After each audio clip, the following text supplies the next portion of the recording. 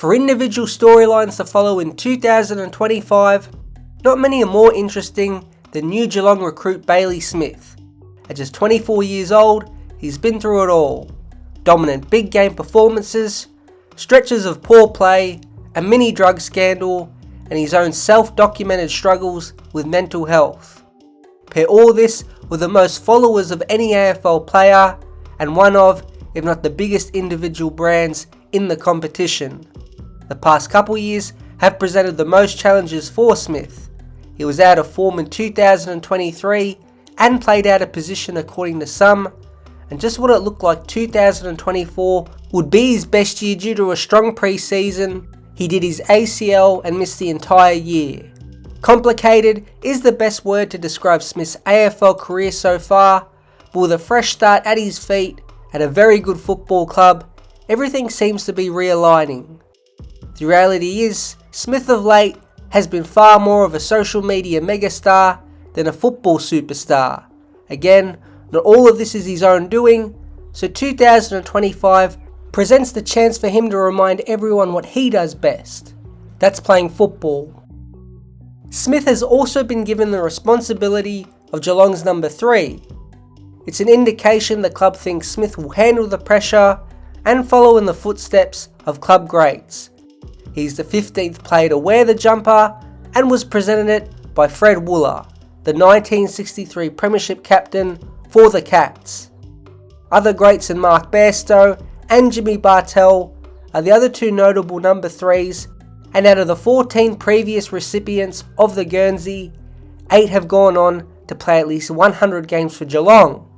History in this aspect is on his side. It wasn't at the Bulldogs. Did Smith deserve full-time midfield minutes? Depends who you ask, and that ACL was the final blow and seemingly finished up any possibility he would stay at the Dogs. The whole end was strange, and I'm not sure it was all hugs and smiles. Smith decided to use an outside source for his ACL operation instead of a club-assigned one like a majority of players would. At the start of April, Smith departed Australia and went overseas to Europe for some time to take a mental break from the slog of an ACL recovery. It is important to note the Bulldogs were supportive with it, and the ending of Smith not showing up to the best and fairest capped a clear trend of isolation from the football club in the 2024 season. These facts don't read as a clean exit from the club like the one of Josh Dunkley in 2022 or others in Jack McRae and Caleb Daniel in 2024, which seemed to be full of general harmony and understanding. When Bailey Smith posted this to his Instagram live when he requested a trade out of the Bulldogs, it showed the frustration he felt about the narrative of his exit, and most likely got that feeling from reading comments on the internet from Bulldog fans. Like most falling outs or breakups in life, there is fault and blame on both sides, and maybe Smith will open up one day and tell his side of the story. At an EJ Whitten Legends lunch, Smith said, "I still love the club, that's what people forget. But there's a level of when you outgrow a place, or you just need a fresh change for whatever reason. I still love them, they're still my mates. I won't get too deep into it." Perhaps in the grand scheme of things, the Bulldogs and Smith never really fit together. A small market team based in the western suburbs of Melbourne with the traditional undertone of being a working man's club.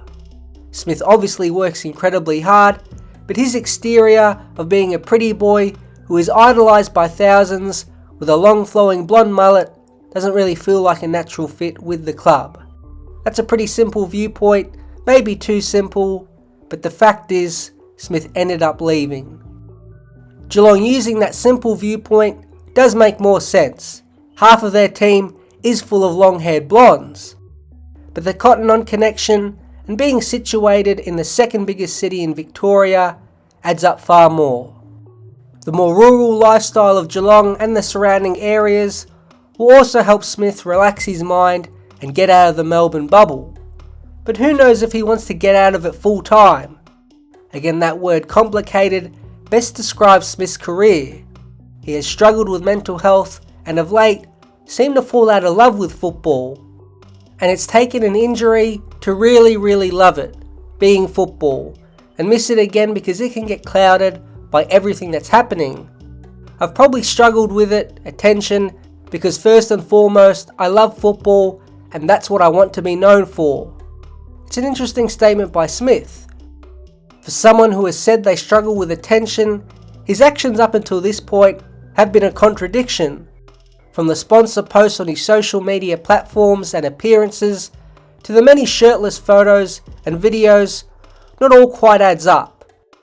And people see all of that stuff I put on Instagram.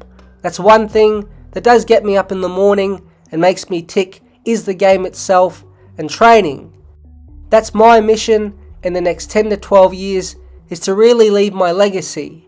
That's getting a bit too deep. But to be more football oriented than all that stuff that's been thrown up so far. It's hard to know who the real Smith is and what he really wants from his own career. That's why his story in 2025 is a big part of Geelong's. He has an ideal situation in front of him. Geelong captain Patrick Dangerfield said this about Smith's role in 2025. I think he's that inside midfielder and has the ability to break the lines, Dangerfield told reporters on Monday. He averages a lot of inside 50s, and I think that will really benefit the group we've got in and around the ball, so that's where I'd see him playing. An on-ball unit with a mix of Dangerfield, Smith and other young gun Max Holmes does have serious potential. ACL recoveries themselves are better than ever, and adding Smith's running ability, which should be back to full capacity, with his speed will only help. Now his actual skill set is another thing itself, but Geelong do have a great group of half forwards anyway, so it doesn't place a whole lot of pressure on Smith to be ultra skillful with ball in hand. His job will be to win the ball at the source and then run and carry with it. Exactly what he did in the early parts of 2022, where in the first 10 rounds he got 30 disposals or more 7 times and included 2 40 disposal games. He's now fully healthy, and Geelong will give him those inside mid minutes he craved at the Bulldogs. The rest is up to him. Feels like Smith needs to prove to himself more than anyone else he is a star footballer and not just a face used for marketing and the internet. It is the purity of Australian rules football that gave Smith all these opportunities alongside his manic work rate and obsession. Smith himself said he loves football and wants to be known for it, and 2025 can be the rekindling of a still very young football career.